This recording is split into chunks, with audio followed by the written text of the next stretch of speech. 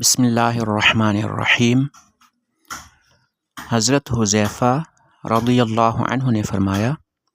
اے قراء کی جماعت، سیدھی راہ پر ثابت قدم رہو، اس لیے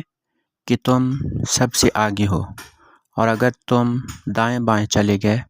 تو تم بہت دور گمراہی میں چلے جاؤ گے۔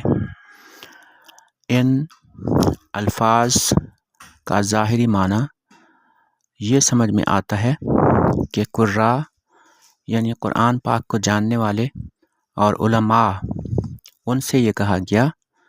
کہ سیدھی راہ پر ثابت قدم رہیں، یعنی اس پر ڈٹے رہیں، ادھر ادھر نہ جائیں، سیدھی راہ پر قائم رہیں، کیونکہ وہ ایک قائد کی طرح سے ہیں کہ انہی کے پیچھے سب لوگوں نے جانا ہے۔ اگر وہ سیدھے چلتے جائیں گے تو لوگ ان کے پیچھے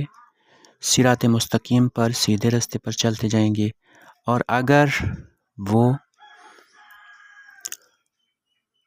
اگر وہ قراء یا علماء ادھر ادھر چلے جائیں گے، یعنی سیدھے راستے پر قائم نہیں رہیں گے، تو وہ خود بھی بہت بڑی گمراہی میں چلے جائیں گے، اور ان کے پیچھے چلنے والے بھی بہت بڑی گمراہی میں پھنس جائیں گے۔